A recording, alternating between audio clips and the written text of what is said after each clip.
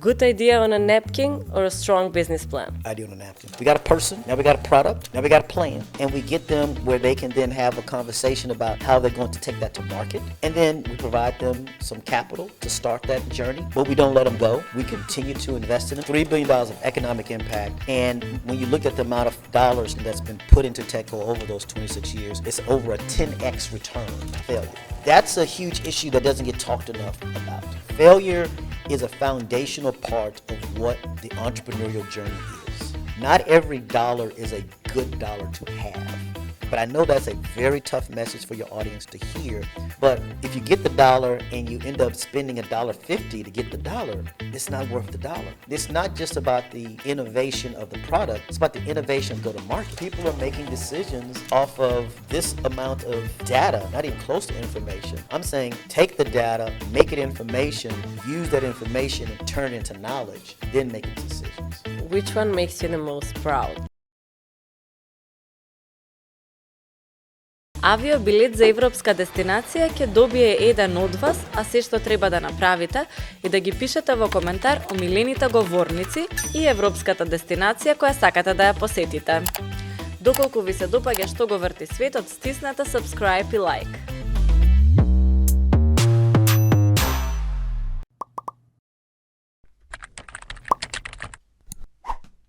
So, Mr. Troy, what makes the world go round? If we really think about what makes the world go round, it's going to be the newness of stuff, people taking risk on stuff.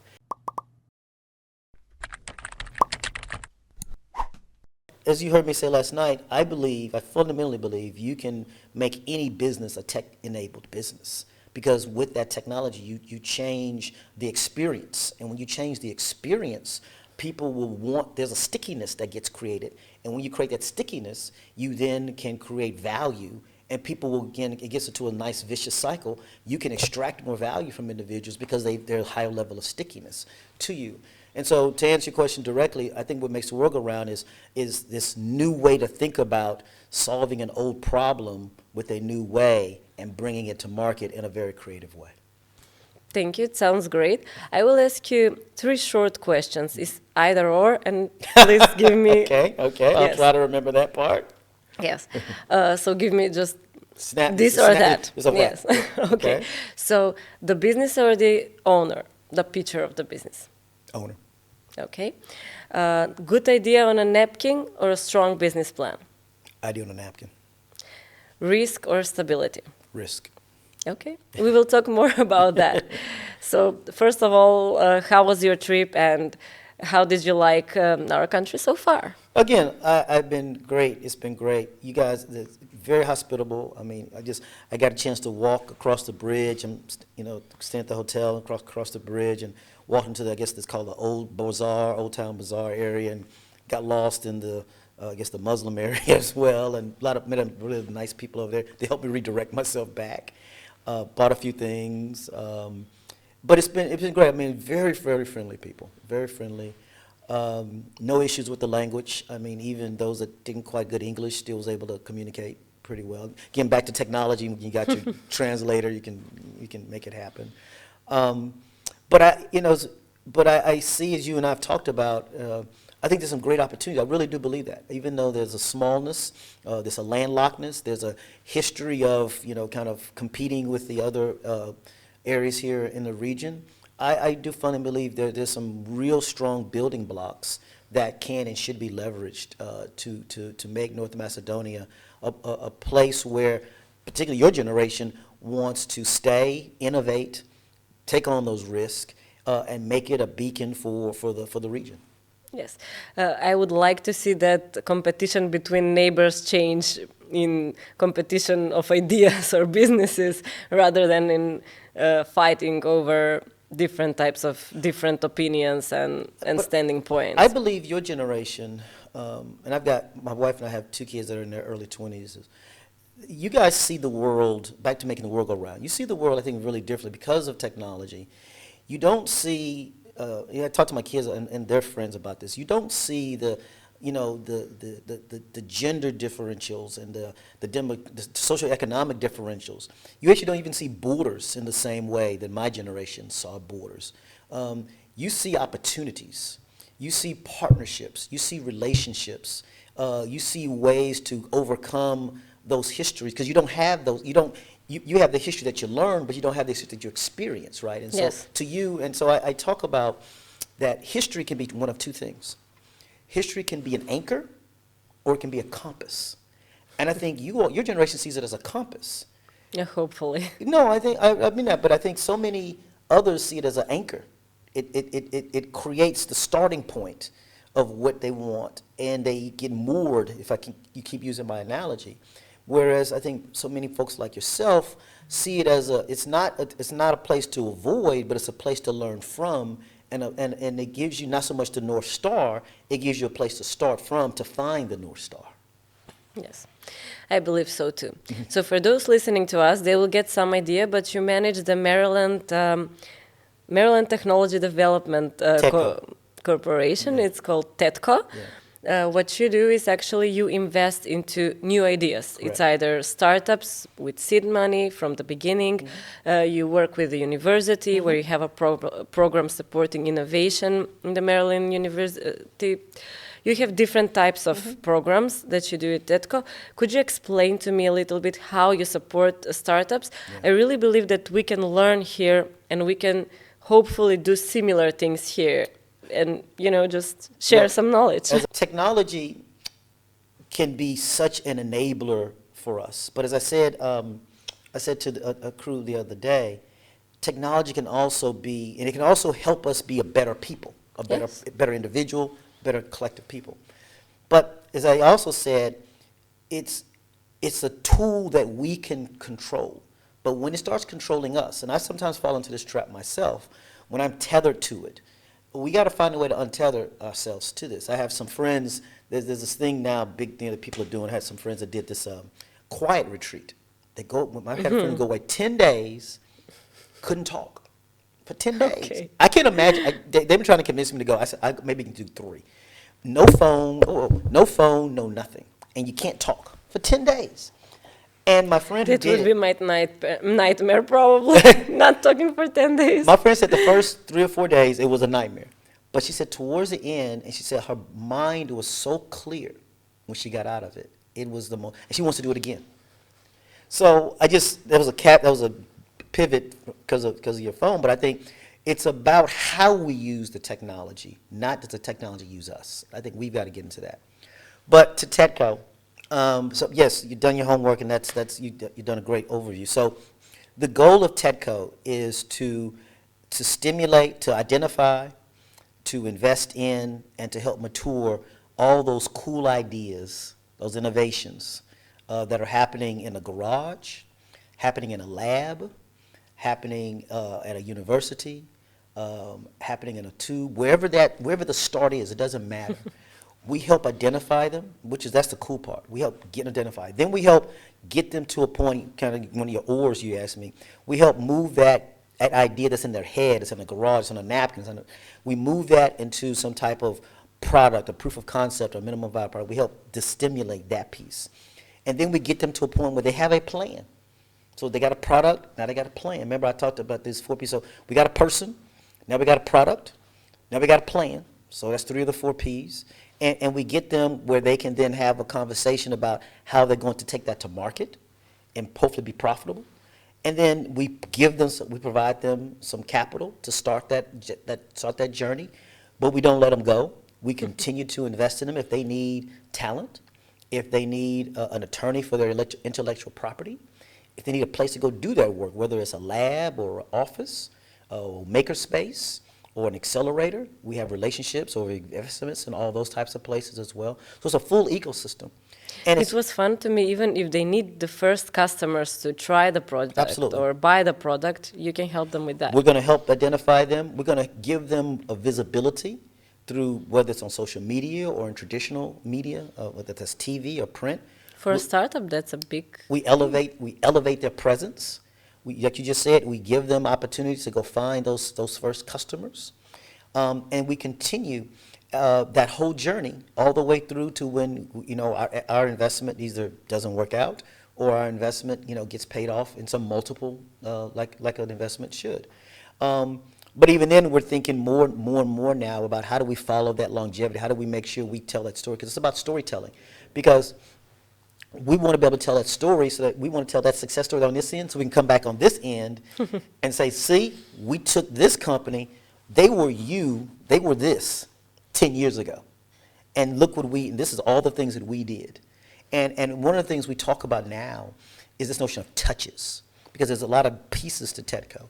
And we've got to do a better job of understanding when we touch a company, and recording that touch, and understanding the journey that those touches allow someone to do, and then being able to do some type of, through some intelligence tools, predictive analytics tools, was my preference over AI, predictive analytics tools, being able to predict for that company that's at this point, here are the touches that they need to have that will probably lead to their success. This sounds very interesting. We have a similar company here that should do this. They don't do all the segments that you do. However, they support startups and new companies and technological development. It was interesting to me that you are also funded by the government, by Maryland. So what is the state's interest in investing in these types of companies? Tell me in numbers, because listening to you on your lecture here, you have actually brought back to the economy way more than they have invested in you. Absolutely correct. Yeah. So we just did a study just recently. It's on our website. It's almost $3 billion US dollars of economic impact in the state of Maryland. Now, we've been around for 26 years. That's almost our whole budget. So $3 billion of economic impact. And when you looked at the amount of dollars, to your question, that's been put into TEDCO over those 26 years, it's over a 10x return to the state of Maryland. So it's an amazing return on the investment that the state has put into us over those 26 years. So even more numbers. So the couple of numbers, several numbers, I guess maybe. So TEDCO itself, we have about 40 people, and maybe even back up more. I've been at TEDCO for 4 years, and when I started TEDCO, we had about 22-ish, 24 people. We're now up to over 40, closing in on 50. We had about $24 million of revenues that primarily came from the state. We're almost at $60 million now. We were at, again, 4 years ago, we were at about $120, $130 million of assets under management, for those that understand private equity firms, venture capital firms. AUM, or assets under management, is a show of strength, a show of size. We're at about 120, 130 million. We're now we're approaching $250 million of assets under management. Again, all that's happened in 4 years since we've been there. And so, and the impact to the state, again, it was this $3 billion. And we know that $3 billion number is an understated number. There's parts of TEDCO that we're still trying to figure out how to create the monetization value and the impact value that we know we've brought to the state. So, and we're considered, if you do some other even broader numbers, there's an entity in the United States, well, it's a global, called PitchBook. I'm sure people have heard of PitchBook. PitchBook tracks all the venture capital activity across the world. And so in the eastern part of the United States, we're the number 2 investor across any types of investment entity. That's big. We're the number 2. We are the number 1 in terms of ed tech, we're number 1 in social impact investing. So we're very proud of our track record. And one of the things I'll talk about tonight, as you know, I'm talking to some women entrepreneurs here, and I'm excited about a lot of the stuff all those numbers that I just gave you. But one was I'm most proud of is, in the United States, and I think this is globally too, but I know the United States, only 2% of venture capital dollars go to an entity started by a woman, and it's less than 1% by a woman of color. So it's an abysmal number. It's horrific. But it's huge opportunity pool. No question. But this has gone on for decades. So this isn't some new thing that's happened. This has gone on. These numbers have persisted for decades. I'll come to that. I'll come to that as soon as I say this number. At TEDCO, since I've been there, we have almost over 50% of our investments have gone to people of color, women, or someone from our rural areas in the state of Maryland. It's something we're very, very proud of. And that's both in terms of dollars and deal count. I think the answer to your question is complicated, as these things usually are, and kind of the pre-conversation you and I were having. Women haven't always been put into the position, particularly in the tech space, to go after the number of women who, again, I'm an engineer by training, computer scientist by training, and the number of blacks and women in those disciplines just still lag. TechCo did a study on this exact thing, and that, if I get my numbers right, but it's on our website, so I may misstate the numbers. I apologize to the audiences, but basically it's going to take multiple years, and in some cases centuries, for people of color and women to get parity in certain technological fields, given the pace that we're on right now. So we still are woefully behind in terms of just getting them technically, so forget the entrepreneurship part of it, just getting them into these disciplines from an academic point of view. So you put that as a start, that's the starting line, right? Yes. And so, and look, let's be clear, just to get in a tech-based business doesn't mean you have to be an engineer. You do not. I want to be real clear to your audience on that. But that's part of the conversation, right? That's part of the complicated conversation. Yes, it is. So you start, that's your starting line, so they're already behind in that starting line. And then, like you and I were talking about, so many women aren't given the opportunity to be in a tech space because of whether it's family obligations or whatever, whether it's family obligations as young children or even as caregivers for parents or other And the family first members. programmer was a woman, so that's a bit strange. And so you got those complications that then limit women's access to these things. And then the reality of it is there's this societal thing that women don't have some of the things you and I were talking about, some of those soft skills that you and I were talking about people were really looking for, they're not given those opportunities. One of the things that's the most disturbing to me, and we are very focused on this. We actually have several efforts focused on women that I'll talk about tonight that's focused on women entrepreneurs. But the thing that was most disturbing to me, and every other Tuesday, we have what we call a fund allocation meetings. The investment team comes to myself and two other colleagues there at TechCo, and we make the decision which investments we're going to do or not do. And we're looking at this one investment by this one young lady who we've invested in before. It was a follow-on investment. And I happened to notice she hadn't raised that much money, but she was already 50%, less than 50% ownership of the company, but hadn't raised a lot of money. In that same discussion, there was another young man, there was a white young man, who had raised basically the same amount of money, or not that much more, not much different, but he still owned more than 50% of his company. Do you think it's because before starting that company he was coached better, he knew how to negotiate better? I think that's, I don't know that for a fact with that situation, but I think that is a general statement that can be made. And the two other folks who are decision makers, it just happens to be there's two women. It's myself and two women that make all the investment decisions at TechCo. And the two women were like, Troy, I'm glad you finally caught up because this has been going on for a long time. This isn't new. This isn't new that women tend to get diluted, which is get diluted at a faster rate on average than the male counterparts with the same type of technology, with a similar technology or similar sector or similar stage of this. And it's disturbing to see that. It is disturbing, and also for me it was interesting to learn when I started going into finance. Before that I was seeing that whether women are starting businesses mostly as a political position of the ruling parties, of the economy, and so on and so forward. However, women starting businesses is good for the economy, for the whole economy. There is 50% of the people, of the potential entrepreneurs you're not addressing. And what we're seeing here now is that a lot of the banks, a lot of the investors are looking for women entrepreneurs because this is a whole new area they're not covering.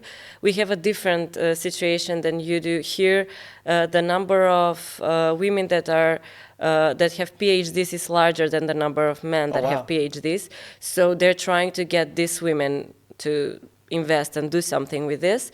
So I do think that there is the traditional thinking of women and family and whether or not they can start a business, but investing in female-led businesses for most of the investors seem to be going good, and they're returning the money. They're very good on paying their debts, making sure that their businesses are progressing, and because women are raised into a culture that they cannot get it wrong if they're doing it, which I think is wrong for entrepreneurship, but they are, a safe bet. Yep. So we see a huge shift in funding for startups towards women. There is the movement called Women in Tech. Banks have, most of them have campaigns that are focused on women and startups and so on and so forward to help you with your idea. So I think this will be changing just because you have 50% more people to attract. I love it. Is the mathematics of it. I love it. I love it. But you said a couple of things in there that I love. If that's the direction that I think it's the direction. We're not moving in it as fast as we should because of this other problem. You have to get it right the first time you're starting a business. However, it's happening. Well, on that point, then the 2 points I'll make. One is, except my first one. The first point is, one of the challenges is the people making the funding decisions are mostly male. Yes. Are mostly male. And True. so there's a challenge. So everything we said is true. But what's also missing, and we haven't talked about, is there aren't enough women in the finance part who actually are managing the monies and making the decisions about. Because women do have a very different way. And again, we're always, not that every woman is this way, but many women think differently about teamwork, they're different about decision making, they come at problem solving differently than men do. And so when they're presenting to a man, and we're trying to take this into account at TEDCO, we're trying to think differently that, to the point you're making, that women will approach the problem differently. And are we putting a lens on when we're hearing the women talk to us or present to us, that we become male-focused or have a male bias versus seeing them as the women and the challenge that they have, and not seeing that as a negative, but seeing it as something that they bring to the table, to your point. Sure. So we're having a really hard conversation internally at TEDCO. Do we bring, again, we all do, kind of those biases. How are we thinking about the biases, the unintentional biases, the unconscious biases? And we have a lot of, we have a young lady, Elizabeth Mazzari, who's really leading our efforts around how do we think differently about this. The other thing you brought up, though, is failure. And that's a huge issue that doesn't get talked enough about. Because I think failure is a foundational part of what the entrepreneurial journey is. Can you tell us an example of one of your biggest mistakes in TEDCO that you have made into business, or just through your entrepreneurial and professional development? Yeah, so I could take a whole lot. Pick one, yeah, your favorite. But, well, I think I mentioned this one. It was two of them that I mentioned last night, and they told two sides of the same coin. We had a young lady, we had put some money into her company, and it wasn't going well. It really was not going well.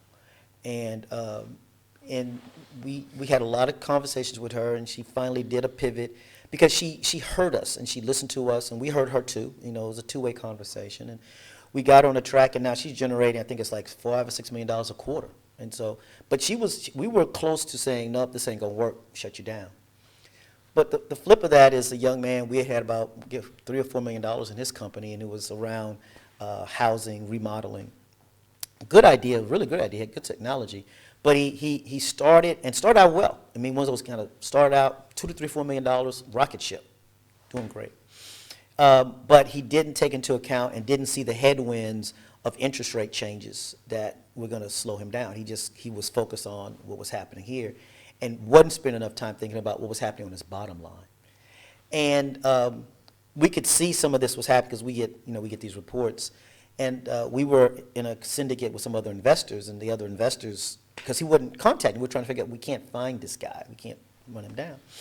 And and we had been promoting him, and we had put him on TV, we had done some print articles and social media. We would very much promoted his business. And when I finally got to talk to him, I said, look, man, I'm not upset that the business failed. That's not I'm not upset about. What I'm upset about is you didn't feel comfortable enough to come in and talk to me. I wish our institutions would say that. If you're not doing well, come and talk to me. We'll figure out a way. Again, back to being introspective at TEDCO, I challenged us at TEDCO, we've got to make sure our companies feel comfortable coming to us when things aren't going great. Not just when things are going great, but when things aren't going so great. So we can help them pivot. That's what we're supposed to be about, is helping them succeed. What this woman did, right? Yes. She came to you, I have a problem, and you helped her We helped her fix it. pivot, and we helped her pivot. This other guy, he was ashamed because he wasn't, because I think there's, to the question that you're really asking, and it's an outstanding question, is there is what I call an entrepreneurial arrogance that happens with so many entrepreneurs. They know it if they're listening to us. Yeah, and who are successful initially, particularly those that shoot out there like a rocket. Yeah. But all of them are going to hit a headwind. And the question is, what do you do when that headwind happens? Are you going to do internal, or are you going to go and find someone who can help you? And to your point about women, I think women feel such that I'm on my own. I don't have them. I don't have people around me, and I can't fail. I cannot fail, and I can't look weak. Yes. And you got to understand, asking for help is not a sign of, I think it's a sign of strength. Yes, but there is also this joke that men don't ask for directions. No question. So No question. maybe that helped her, that it was okay to ask for directions. That's for exactly, her. no, that is the joke. And I think in this case, this is where you need to ask for directions. Because sometimes the road you're on, if you're going to use your analogy, the road you're on is just the wrong road. And you missed the fork. There was a fork, and you chose right, and we should have gone left. But we still have the opportunity to back up and go left. Yes, don't waste your money. Don't keep going down that path. That path. Don't keep going down that path. Let's back up, let's find that fork, and let's go down this other fork. I like how that sounds. We have a company that does something similar to what you do. Mm-hmm. It's a fund, it's a state-owned fund. I've heard of it. Yep. For technological development and innovation. Yep. It's called Fitter, and it's investing in businesses. So in 21, they even invested 43 million euro in businesses, which is very high. It's even getting close to what you're investing. The success rate is not as big. However, I think we are still developing. It's still early. Yes, Still early. we're still developing a scene, startup scene and everything else. But let's just, get some of your insights here. How are you choosing the businesses you invest in? What is the key to choosing the right ones, or what do you like when you see an idea? Several things, and I think one, back to and you kind of asked this a little while ago, and I didn't really answer it. I think the structure of the fund here and what we have at TEDCO is, I think it's extremely important that, yes, the government funded. The government can create accountability with it, but it has to let it stand on its own outside of government. I think that's extremely important. As I said, I've been at TEDCO for 4 years under 2 governors. The board that I have, I report to a board. Actually, I have a board meeting tomorrow night. It's a 19-member board. 14 of those members are appointed by the governor. 4 of them are appointed by the legislative leaders.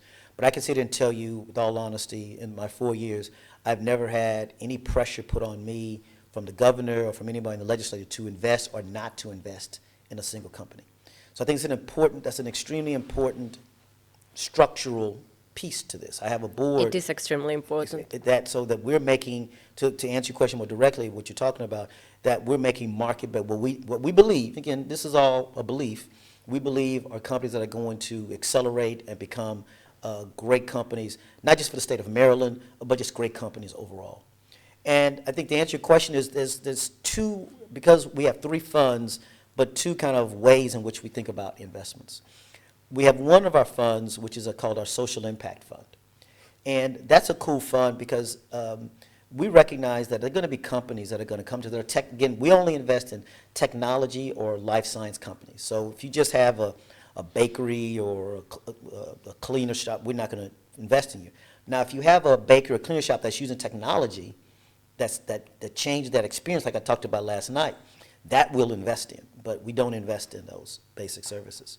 Anyway, we know there's going to be companies that are going to use technology to do something maybe societally that's going to really be cool and change, something in a society, and maybe become a $3, $4, $5, $6, $10 million company. But they'll never be attracted to traditional institutional capital because, again, our model is we put $1 in at the earliest of rounds, and the goal is to get a higher valuation over time, a higher value of that company over time, and eventually, exit that at a higher number than what we put in. But we recognize that some companies will never be attracted to those types of capital dollars. But we still know that we can produce something that will have value to that community, to that state, to that county. And so we have social, so the thinking on those is a little different because we're not so much looking for a big scale. We're not looking for something that's going to become a billion-dollar company or, we're looking for something that there's a great technology. Well, let me start with great people. As I said, great people, that's number one. They've got a technology that really is going to make a difference into whatever community they're selling into. And they've got a real game plan of how they're going to sell that into that community. So that's our social impact dollars.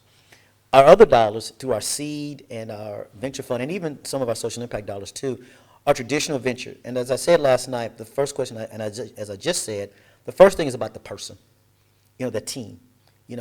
Who's that team? Who's leading that team?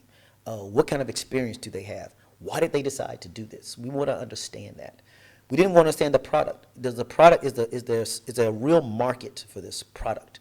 Have they shown us that there is some disconnect in the market that allows this product to fill that disconnect, and that there is the potential to take it to market in a way that makes sense, and there's a way, frankly, to make money at it at a price point, at a model that makes sense. So those are the types of questions that the team tries to filter through in a meaningful way, and to bring those to the investment decision making on every other Tuesday.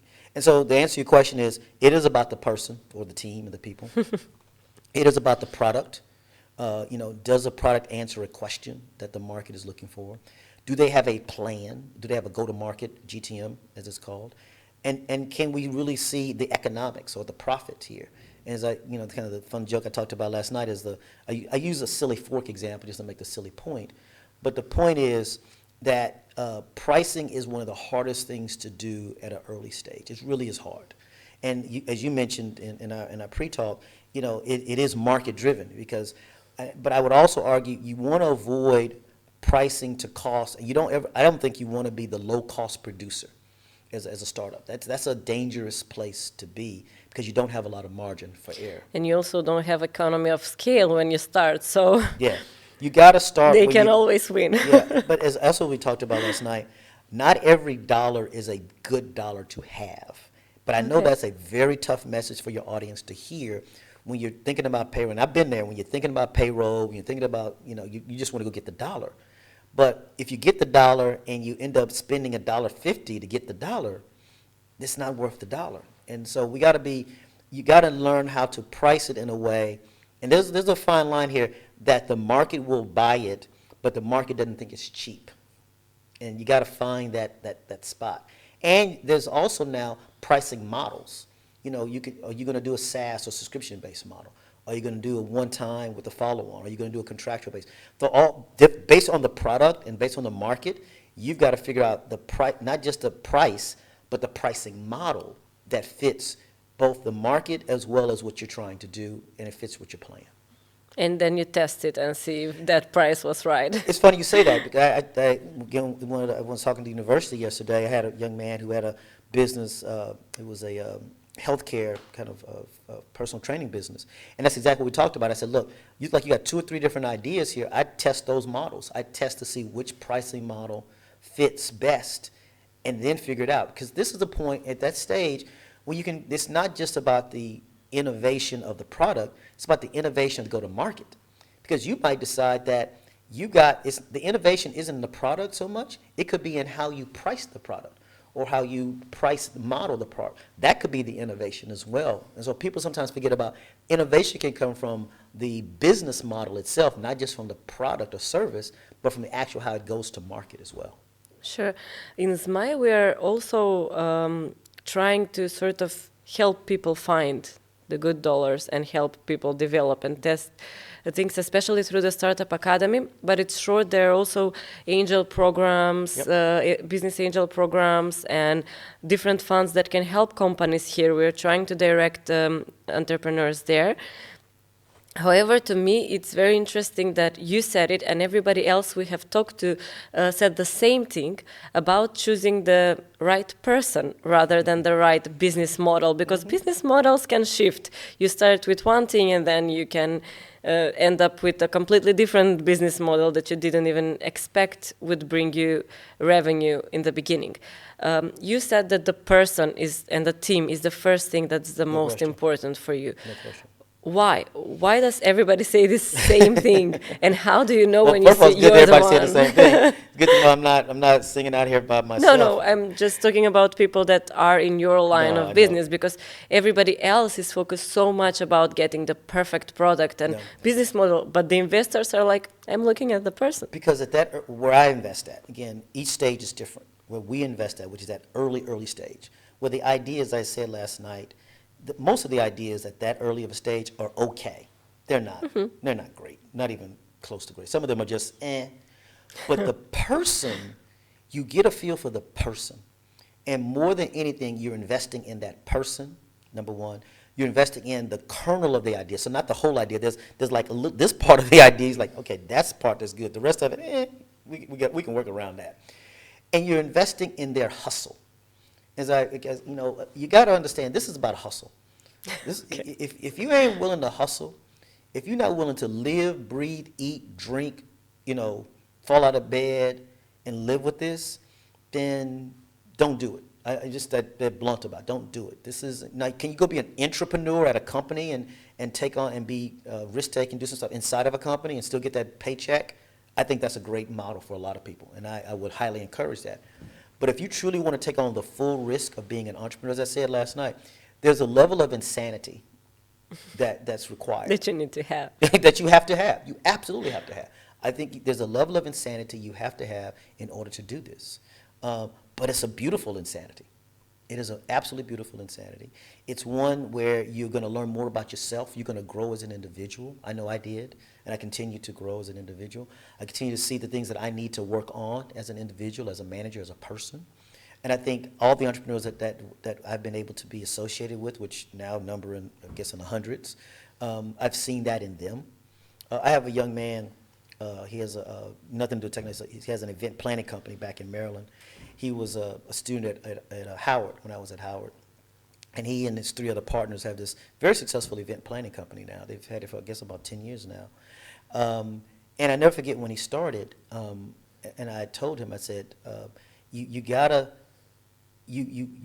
price such that the number is your number. And don't be afraid to put out that number, even if it's high, because if you believe you bring that value, you got to show that if they put that dollar into you, you'll produce $10 for them, and it's worth the dollar they put into you. And so that's what I was trying to tell the audience last night is you have to understand not who you're selling to, but who you are selling to is selling to. Understand the value that they're creating, and that then allows you to price at a point. But there's still an insanity. There's a risk that goes with doing that. Because when you do the pricing that my friend is doing, he's basically not getting certain business. He's not going to get certain business. Some people say he's too expensive. They're going to say that. And people have said that. He's too expensive. And he's walked away from things because he knew that even if they were willing to pay him, he wasn't going, his reputation was worth more than whatever they were going to pay him. Sure. And that's an important, but that's hard. That's really hard to do when you're early. Because there were many times he'd call me and say, man, I'm worried about payroll next week. Man, I'm worried about, I mean, there was many days. Now he's very successful and doing great things, and I'm very proud of him. He always talks about I was his first customer. I gave him his first contract. But I'm very proud. But he is a great example of the journey that you have to go through, which includes doubting yourself, wondering, getting close to closing it down, having 3 partners, having employees who are dependent on you, and sometimes missing a paycheck so that you could pay somebody else. But pricing and sticking to a plan that you believed was right, and now you'll be able to fulfill. It's not going to happen overnight. It's not. And you got to be willing for that journey. So that's, again, is the insanity. And if you got a family, that's just tough. If you're the sole breadwinner of your family, That's a very, and I've seen it happen. That's a very tough decision, and so many people have opted out or stopped out because they just couldn't do the economics anymore for the family. That's true, and I often see couples that one chooses to have like a secure job until this other one is doing the hustle work that needs to be done. And then, you know, it's very beautiful when you see that they succeeded, but that's the support that you need to be able to succeed. You said it right. That's exactly right. And I want to go to one topic that's very interesting nowadays. It has always been a thing, but now with all of the information and data that's out there on the internet, the first thing that any entrepreneur does, it's you start Googling. You start looking for similar products. You start looking into some data sets that might be interesting for your business, seeing what's out there. However, with ChatGPT, any kid that knows how to write can write an article about anything. You just write me an article about, I don't know, robots. And then all of a sudden you have like 10 articles on the internet about robots that might be written by somebody who has no idea what robots are and might be completely false, might be true, nobody knows. My question is, how does an entrepreneur walking into some line of business,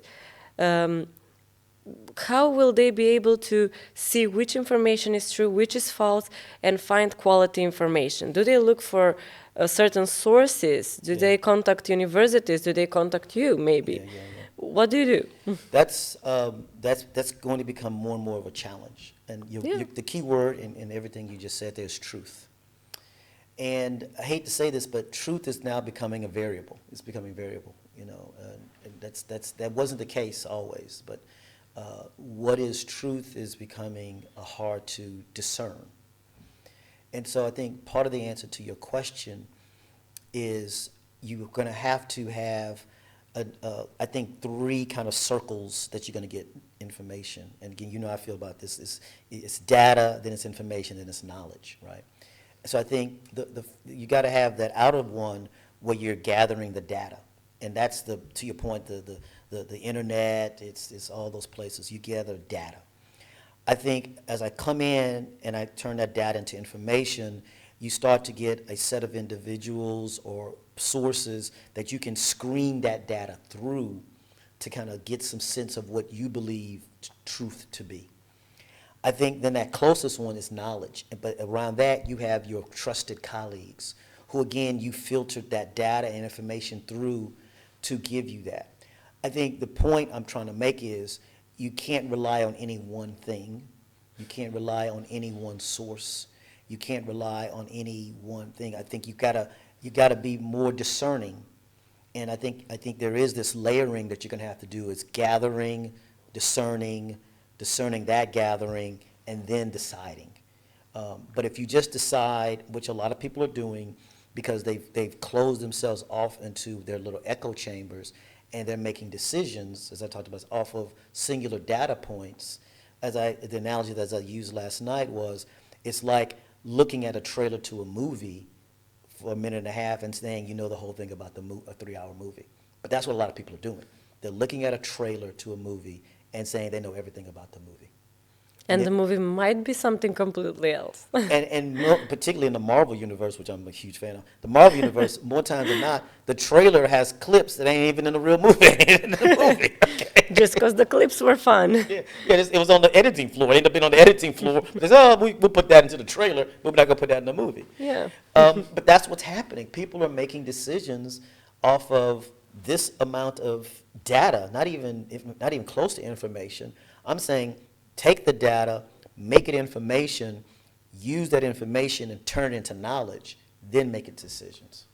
But where do we get the knowledge? For example, if I want to invest in agriculture, and there are all these data sets that I get, and then I try to filter out and get some information from them. But I don't have knowledge in agriculture. I have knowledge in a certain technology that I might be good when connected to agriculture. Do I go to, say, a university professor there? do I contact the university or the Fund for Innovation or somebody that can actually give me somebody who is more knowledgeable on the topic? The answer is yes. I think, again, to back filter to that, things out for you got to me. find that close circle of individuals and their networks, right? And so I didn't say that, but that last circle that I mentioned, what you want to leverage is not just those individuals. You want to leverage their networks, their trusted networks of individuals who can get you, and maybe they're 2 to 3 steps removed or 1 step removed, one circle removed from that source of truth. But that's what you're going to have to do, and so that's back to the hustle. Yeah. That's the hustle.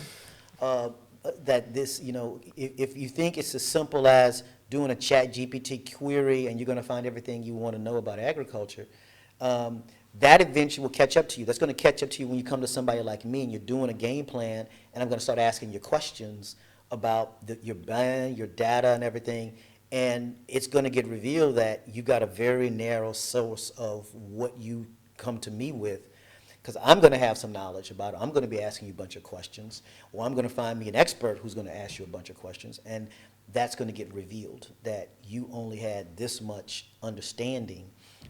When you're coming and asking us for monies, you should have a deeper understanding. How do algorithms and echo chambers affect this decision making? Because, for example, on the internet, I'm usually scrolling Instagram. That's my favorite social media. And listening to podcasts on YouTube and Spotify and so on and so forth. However, all algorithms are giving me some posts that I already liked. So, for example, I might think it's a good business idea to sell straws that are eco-friendly to Macedonian audiences because I follow influencers that are very much into the ecology as a whole. However, that might be a bias because I'm only getting this type of information. How do I find other information or get to potential customers and gain some data? Maybe I think that these very eco-friendly influencers or people that are interested into the pollution and so on and so forth are my best buying persona, Right. and I go to them. Yep. However, how do I find information on other types Yeah. of That's a great question. possible customers? Like, for example, maybe mothers want to buy ecological straws, so on and so forth. I just took that as an example. No. So early in my career, I worked at McKinsey, the consulting firm, and one of the decision-making, problem-solving methods at McKinsey was, developing an early hypothesis, and then what we had called porpoising. And porpoising, this was just an analogy of, you go deep into the data, you come up, test it, go back in, kind of like a porpoise does. And so I think the answer to the question is, I think you have to develop anti-hypothesis. In other words, you have to be the anti to yourself. And I do silly stuff because I'm a contrarian this way. I do stuff just to mess with the algorithms so that they can't get a foothold on me. Me too, but now I'm getting music that I don't like, so. But that gives you exposed to stuff that you wouldn't have gotten exposed to. Yes, Okay? sure. So my point on the business plan, to answer your question, is I think you have to ask yourself, so you have to be your own counter, right? Or find somebody who's going to be the counter. Find that one person who you trust, and you tell them, challenge me. Challenge my thinking. Where do I have a hole? And find out where you have the hole in your thinking. Because I'm going to test when you come to me, I'm going to test your hole. And I love when people are able to answer our questions because you can tell they've thought through that counter thinking. They haven't just been a cheerleader for their idea. They've thought through what could be the downside, what could be the negative, what could not work. And that's a thoughtfulness that I don't think enough people do, but we see it because we talk about it, that you got to be able to come to me, not just be cheerleading for your idea. And I want that. We want that confidence. We want that cheerleading, right? But we want a sanity that you have done something that says, you know what, but here's what others are doing, or here's how I compare to others, or here's what was done, or here's what might not go quite right. Having that truth, that's a real truth, and well, I'll use a different word. Having that honesty, I will invest in that all day long. It sounds like you know where you are investing it always. However, you cannot always be right. Oh, no, I'm not sure even close, not of even that. Were there situations when you believed a business, invested in them, turned out it was a bad idea? How did that go, and why did you believe in them, and then turned out that it was not a good idea to invest there? Well, before I answer the question, look, we won't invest in 100% of the good ideas, and 100% of the good ideas that we invest in won't become good ideas. Okay. I know, you have to think about that, right? Think about that a little bit. That's the truth of venture capital. That's the math of venture capital, as I've said a couple of times since I've been here, and I say even back in the States is. What's the percentage that should be good ideas? Well, look, I'll answer the question this way. One of the facts I learned when I was working in Silicon Valley with these are companies that invested in the Googles and the Microsofts and the Apples and started those companies.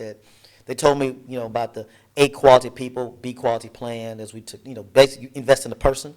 But they also told me you're going to lose more than you win, and that the math of it is only 10% of a portfolio will actually make solid money. Okay. 10%. So that leaves 90%, right? Of the 90%, half of that, or 45%, will probably break even at best. The other 45 is going to lose money. So think about that math for a second. So 10 has to be greater than 45, which it isn't, right? Yes. But the 10% has to be greater than the 45%. Otherwise, your fund does not make money. It does not make money. And that's what happens. And so only 10% of the portfolio, and this is not Troy math. This is math that's existed over the millennia of doing investing. That's just the way the math works. That about 10% of a portfolio is going to, quote unquote, really make significant dollars. Most of it is going to break even or actually lose money. So to answer your question so we, again, like I said, we will not invest in 100% of the ideas that get presented to us, and 100% of the ideas that we have will not be good ideas. Because back to my 10%. Do you have an example of an idea you believed was going to be great, but I just gave you the one. that was I just gave you another. the one. I really thought. No, I really did, because I thought because I had a lot of conversation with this particular young man. I mean, a lot of conversations with him, because he wanted to move. He was doing remodeling. He had this algorithm to help homeowners better price and connect with contractors about bathroom remodel. And he could expound. He could tell you he was so gifted telling us the dimensions of the average dimension of a bathroom, where the toilet is, and he had it. He had the knowledge. And he said he wanted to move on to kitchens, and I talked to him about the kitchen. I said, kitchens are a lot more complex, dude, because, you got oven, you got a bunch of different, all you got is a toilet and a sink in the bathroom, kitchen, you got a whole bunch of other appliances. It's a little bit more complicated. I said, let's nail this one first and then move to kitchens. And he said, you're right. So I was very disappointed, because I liked him. I think I still believe he has an idea. And I will sit here and tell you, I can't wait till he comes back to us with his next idea. Okay, because he's the person, so there will be an idea that will make it. Yep. This sounds great. You are supporting businesses, as you said, from a napkin. This is seed funding. You have the venture capital segment, and then you support the university and its innovation activities. Correct. Which one is returning money the most? Which one is your best performer? The venture fund, just because of the nature of the venture fund. The nature of the venture fund is more later stage investments. Yes. It's more mature investments. And so those have already, for the most part, gone beyond the risk of failure. And the only question there is, how big can they get and how big will they be? And so most of our venture fund investments are usually pretty successful, at least giving us a 2 to 4x return on them, which is a pretty good return on the dollars. And for the most part, they do. Seeds are a little bit more challenging, because that seed stage, you just came out of the napkin, and you took something out of the napkin, you made it into an idea. You maybe even have a few beta customers, some customers who are trying out your product. But you still, the risk of failure is still there. The risk of market acceptance is still very much there. It might get some traction, but it may not get significant traction. And the greatest risk is our social impact, because we're taking, that's definitely napkin ideas or social impact. It's not going to be a scaled market. It's going to be focused on a very smaller market. So that's a higher risk. But honestly, I will tell you, no disrespect to our venture fund stuff, the greatest joy that I see and I get is when we see those social impact companies make their way through and get all the way up to venture funding. We like to see that maturation, or they end up becoming a part of something big. And seeing that growth through the stages is a beautiful thing to watch. It is absolutely beautiful. Which one makes you the most proud? Like the social impact, no question. Not what company or investment. Can you choose one? You don't have to, but like, for example, you felt proud. I knew you can make it. Well, there's a young lady. I'd say she's still very early stage, but she's got you'd be surprised with this one. She's got a technology to help with nosebleeds. Really? Exactly. She's a physician, an emergency room physician, and she tells a wonderful story about how when patients come in with a nosebleed, because it's not quote mission critical, if a gunshot victim comes in, they're gonna get bumped to the bottom of the line. But they're sitting there bleeding, nose bleeding. And they said, the worst thing to do, I didn't know this, is to lean your head back and all that stuff. That's the wrong thing. Yeah, I just learned that. Yeah, it's the wrong thing to do. A while ago. And so she developed just a clip that puts pressure here that allows, and puts stuff in the nose that allows, and actually selling it in stores there in the United States. It's on the shelves in the United States. The governor, back at his State of the State address, recognized her. That's nice. It's a beautiful story. That's a beautiful story. Yes, it sounds great. And it's a female, it's a black female, and she's a physician, so yes. And it's such a useful thing, and also on the other hand, so simple solution. This is what you need to do. So she did it. She did it. I mean, I hope she will move forward still, but it was such a nice story to hear. Yeah. Back on the information side, I don't know if this is the case in the US, but here we have a lot of financial scams on the internet.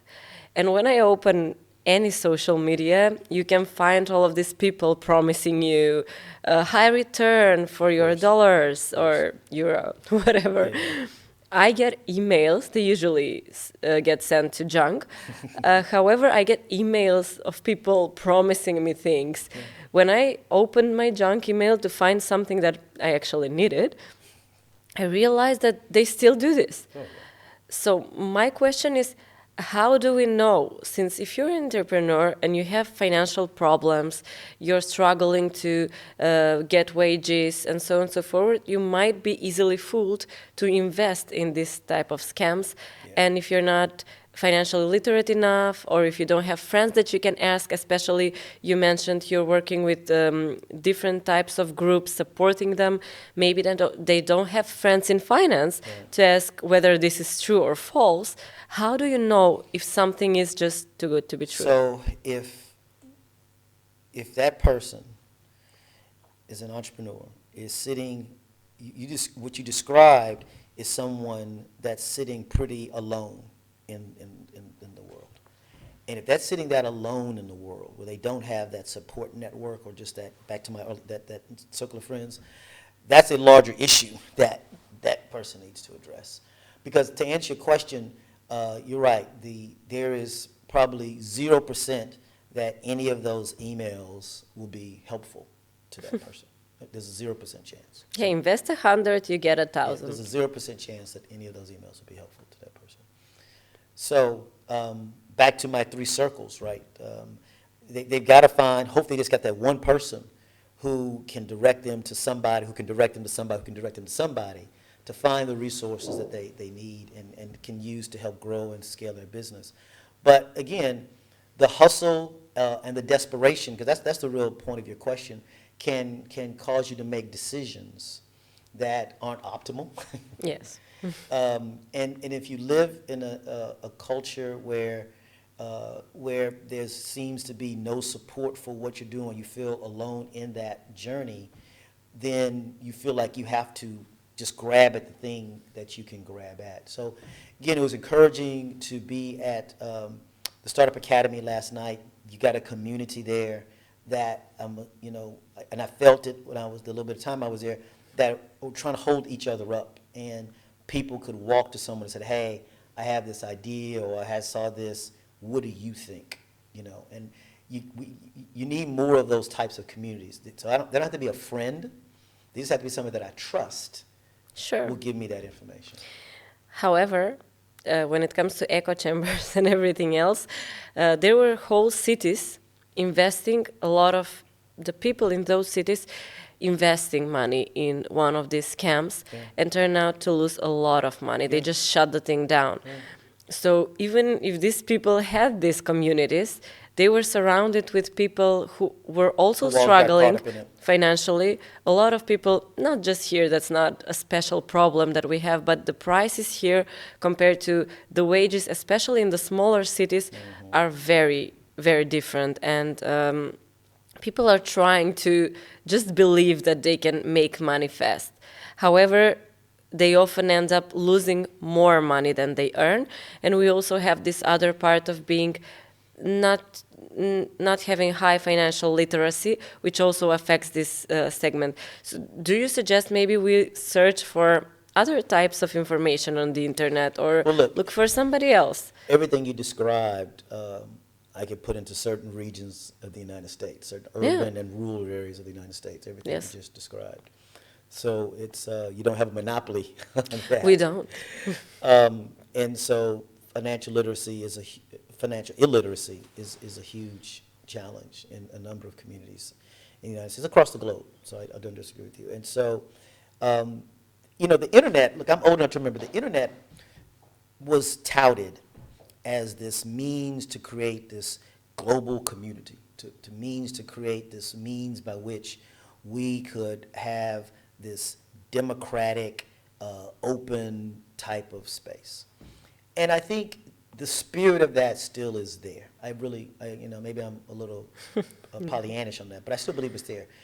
You've got corporations who clearly have making a ton of money off of it, and we talked about, our data is the source of that. Our personal data is the source of that, and we've given up parts of that, and I'll come back to that.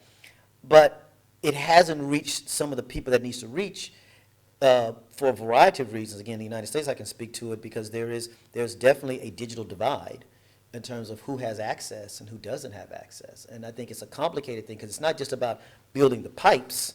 It's building the pipes, it's having the equipment, it's having the software, it's having the training, then making sure it's upgraded, make sure it's still relevant, make sure they know how to use it.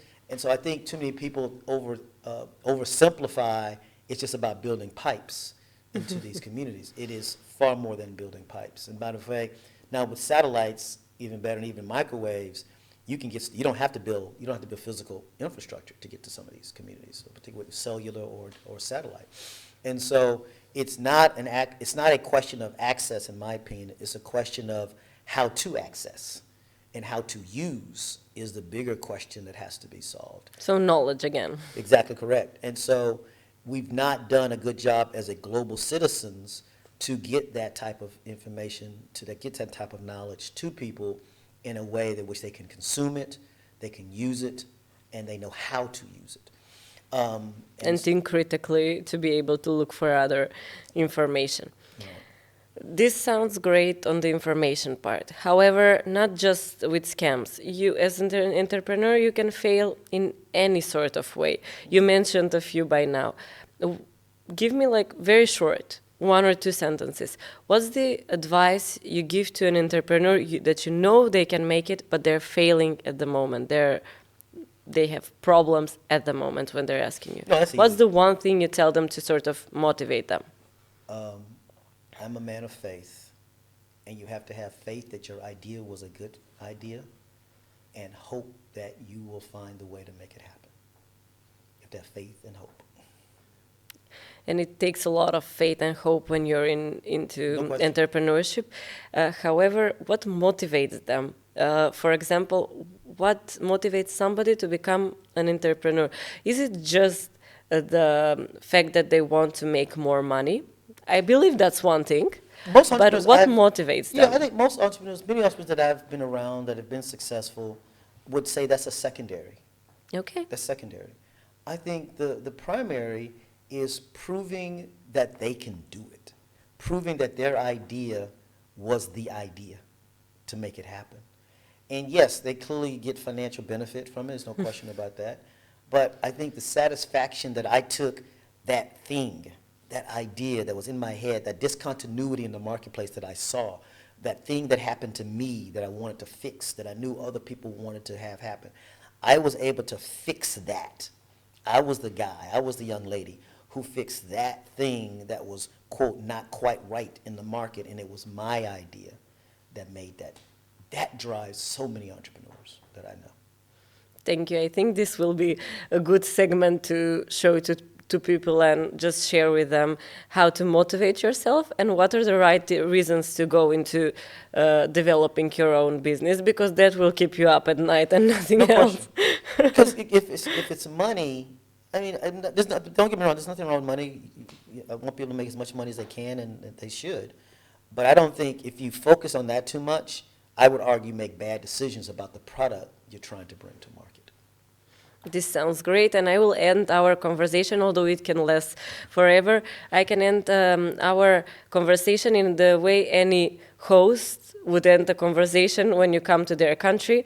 What was your favorite part of this Macedonian trip so far? You've been here a few days. Just a few days. Yes, haven't seen much. What was your favorite thing you saw, and then what was your least favorite thing you saw? The favorite thing's been the people, and I mean that sincerely. I mean, they have been Thank you.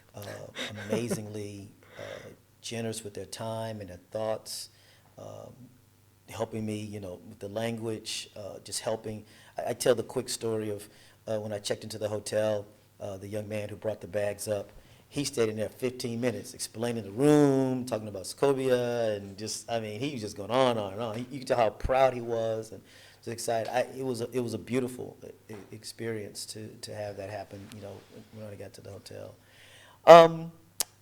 Least favorite, I don't know if I have a least favorite. I mean, I really, and it's not going to drag us, I'm encouraged, and I really sincerely mean this. I want to see if what we can do to help build this. I think there's something, that there's a here, there, or there, here, there, that hasn't been exploited, obviously. And when I hear you and others have said that so many of your generation are leaving, that's disheartening to me.